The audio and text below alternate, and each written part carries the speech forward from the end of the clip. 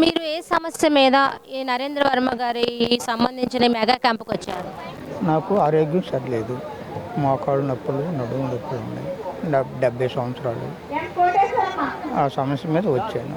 జగనన్న ఆరోగ్య రక్షణ వస్తుంది, అందులో అన్ని చూపిస్తున్నారు కదా, అప్పుడు చూపించుకోలేదా మీరు? లేదండి, లేదు. లేదు. ఎందుకు? నాకు చూపించుకోవాలా. ఓకే. ఇప్పుడు ఇక్కడ ఇదంతా ఎవరు చేస్తున్నారు తెలుసా? నరేంద్ర వర్మ, వేగేశ్వర నరేంద్ర వర్మ గారు.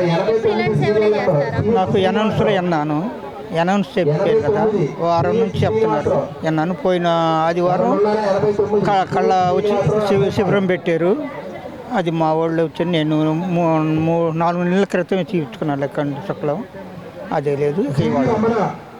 అయితే నేను మాది జమ్ములపాలెం.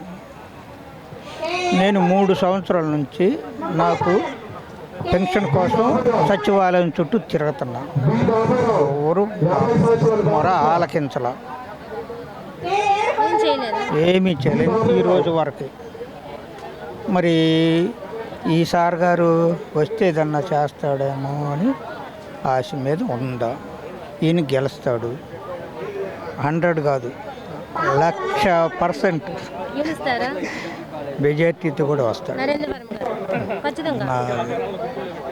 చూడండి, నా మనస్సాక్షి 1,00,000 అయితే మీద గెలుస్తాడు, అంతవరకు గ్యారంటీ.